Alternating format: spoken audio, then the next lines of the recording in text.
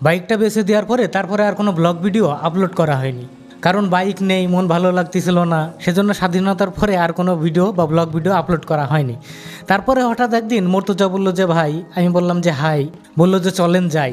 তো যাই বললেই তো আর হয় না, আমার তো আবার বাইক নেই, তাই মর্তুজার বাইকের পিছনে ঘুরে পুরো শহরটাকে, অর্থাৎ পুরো যশোর শহরটাকে ঘুরে দেখবো, এরকমই একটা ইচ্ছা ছিল। যে কারণে আমরা যাত্রা শুরু করি নিউ মার্কেট থেকে। আর এখান থেকে মোটরসাইকেলের পিছনে বসে বসে আমি ভিডিওগুলো করছিলাম।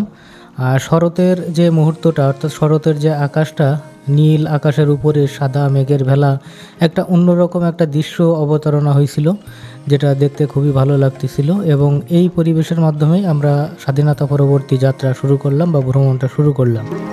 কিন্তু অনেক সময় এরকম হয় না যে আমরা যে উদ্দেশ্য বা ভিডিও নিয়ে বাইর হই সেটা সঠিকভাবে ফুলফিল হয় না, অথবা দেখা যাচ্ছে যে কিছু দূর গিয়ে আমাদের গন্তব্যটা চেঞ্জ হয়ে যায়, ইচ্ছাটা চেঞ্জ হয়ে যায়। ঠিক তেমনটা আমাদের ক্ষেত্রেও হয়েছিল। কারণটা হচ্ছে আমাদের মর্তুজা ভাই। অর্থাৎ আমরা যখন শহরের ভিতরে বা পুরো শহরটাকে ঘুরবো বলে আমরা প্রস্তুতি নিয়েছিলাম, ঠিক তখনই যখন আমরা পালবাড়ি গিয়ে পৌঁছাই, তখন আমাদের মর্তুজা ভাই একটা দারুণ তথ্য দেয়। সেটা হচ্ছে যে তিনি কখনো বোট ক্লাবে যাননি। তো সেক্ষেত্রে যশোরের ছেলে হিসেবে তিনি এখনও বোট ক্লাবে যাননি, এটা শুনে আমার বুকের ভিতরে যন্ত্রণায় ফেটে পড়লো। আর আমরা সিদ্ধান্ত নিলাম, অর্থাৎ আমাদের আগের গন্তব্যটা চেঞ্জ করে, হ্যাঁ, আমরা শহরের ভিতরে ঘুরবো, কিন্তু আগে বোট ক্লাব।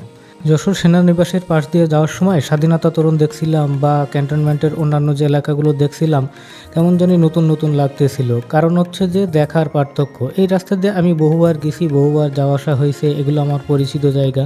কিন্তু ওই যে বলে না যে যা দেখি নতুন লাগে, আসলে সময় এবং পরিস্থিতি মানুষকে নতুন করে দেখতে শেখায়। এছাড়াও এই ভিন্ন অনুভূতির আরও একটা কারণ আছে, সেটা হচ্ছে স্বাধীনতার পরে প্রথম ভ্রমণ। বিশিষ্ট ড্রাইভার এই যে আমাদের কি মর্তুজা কামাল ভাই, একটু হাত নেড়ে দেন ভাই, স্বাধীনতার ভি দেখান। গুড।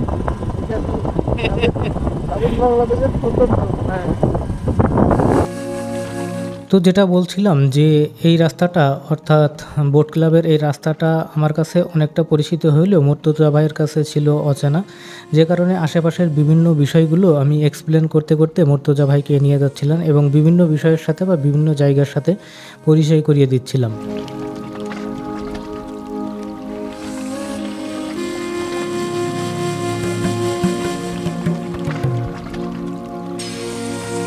তো এভাবে চলতে চলতে এবং মর্তুজা ভাইকে দেখাতে দেখাতে একসময় আমরা পৌঁছে যাই হচ্ছে বোট ক্লাবে। আর বোট ক্লাবে পৌঁছানোর পরে আমি মর্তুজা ভাইকে অফার করি যে সে ভিতরে ঢুকবে কিনা, অর্থাৎ এখানে একটা বোট ক্লাবের আশেপাশে একটা পার্ক আছে, এই পার্কের ভিতরে সে যাবে কিনা।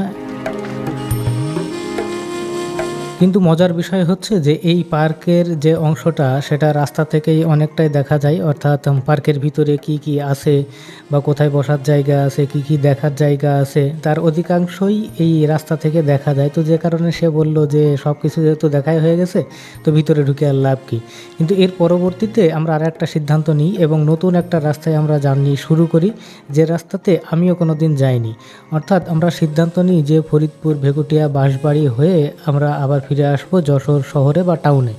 তো যেই কথা সেই কাজ। এবং এই পথে যেতে যেতে যেটা অনুভব করলাম, মনে হচ্ছিল যেন আমরা আবার সুইজারল্যান্ডে প্রবেশ করলাম কিনা ভুল করে, এরকম একটা অনুভূতি হচ্ছিল। আর এই অনুভূতি হওয়ার কারণ অবশ্য আছে, সেটা আপনারা ভিডিওটা সম্পূর্ণ দেখলে বুঝতে পারবেন এবং আশেপাশে খেয়াল করলেও বুঝতে পারবেন।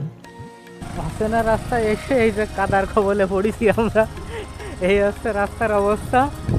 আর এই রাস্তা পার হয়ে আসলাম আর কি যে অবস্থায় হবে বোঝা যাচ্ছে না। যাই হোক, যাওয়া যাক, দেখি।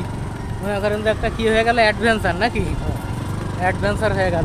অসম্ভব সুন্দর, অসম্ভব সুন্দর। আকাশের অবস্থা যেরকম, নিচে পানি, আর এই পাশে আছে কাদাওয়ালা রাস্তা, সেই একটা অবস্থা।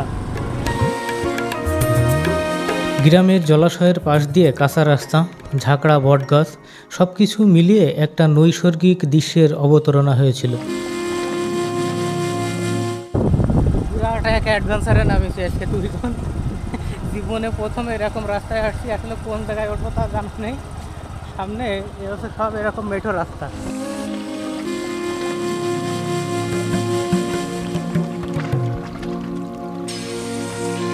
না, এইটা হচ্ছে ক্যান্টনমেন্টের ভিতরে চলে গেল। হ্যাঁ, আর আমরা যাবো হচ্ছে এই যে এই রাস্তা দিয়ে, মানে কাদার অবস্থা, আর এই যে মোটর সাইকেলের অবস্থা দেখেন, সে মোটামুটি ভয়ই পেয়ে গেছে যাতে এপাশে ভালো রাস্তা আছে।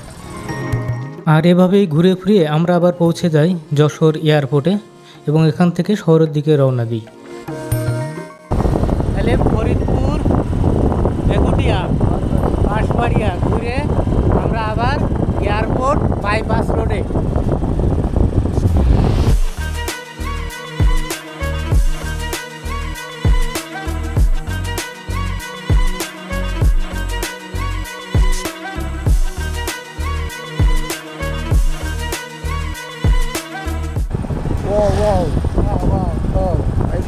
সারাদিন ঘুরে ঘুরে মনের স্বাদ মিটাচ্ছে।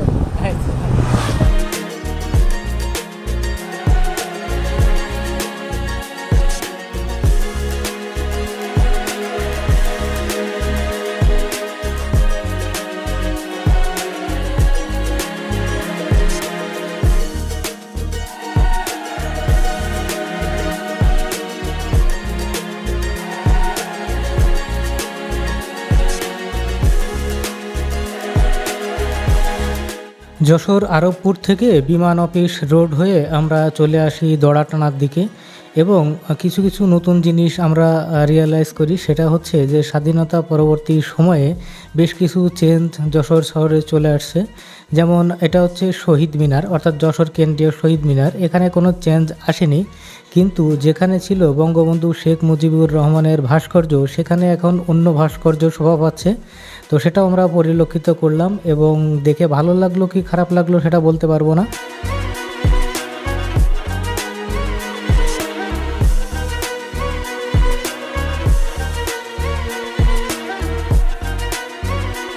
তো যশোর কালেক্টরেট ভবনের সৌন্দর্য দেখতে দেখতে আমরা দড়াটানা মোড়ে পৌঁছে যাই।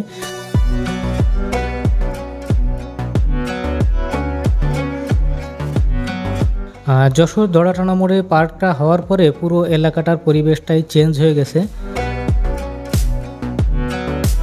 যা হোক, যশোর মেডিকেল কলেজের পাশ দিয়ে জেল রোড হয়ে আমরা আবার নিউ টাউনের দিকে রওনা দিই এবং যেখান থেকে আবার রওনা দিছিলাম সেখানে আবার চলে আসি। আর সবচেয়ে বড় বিষয়টা হচ্ছে যে যশোরের অন্যান্য অংশগুলো সময় স্বল্পতার কারণে আজকে দেখাতে পারলাম না বা ঘোরা হলো না। আশা আছে পরবর্তীতে সময় নিয়ে আবার যশোরের যে অংশগুলো আজকে আমরা দেখাতে পারলাম না বা ঘুরতে পারলাম না সেই অংশটা আপনাদের সাথে শেয়ার করব। তাহলে পুরো যশোর শহর ঘুরে আমরা আবার যে জায়গা থেকে রওনা দিয়েছিলাম আবার সেই জায়গায় আবার চাটা খেয়ে আবার রাস্তার বাসায় চলে যাবো নাকি। তো যাই হোক, চাটা খাওয়া দাওয়া করেই মর্তুজা ভাইকে বিদায় দিয়েছিলাম আর এখন বাসায় চলে আসছি। আর যেহেতু বাইক নেই, এখন থেকে এরকম হাবিজাবি ভিডিও আপলোড করা হবে। তারপরেও যদি এই ভিডিওর ভিতরে কোনো কিছু আপনাদের ভালো লেগে থাকে, আমার এই চ্যানেলটা সাবস্ক্রাইব করে আমার পাশে থাকবেন আর দোয়া করবেন তাড়াতাড়ি যেন আমার বাইকটা আমি কিনে ফেলতে পারি এবং আগের মতো মোটো ব্লগ আপনাদের উপহার দিতে পারি। তো যাই হোক, এই ভিডিওটা তাহলে এখানে শেষ করছি। দেখা হবে পরবর্তী কোনো ব্লগে। সে পর্যন্ত সবাই ভালো থাকবেন। আল্লাহ হাফিজ।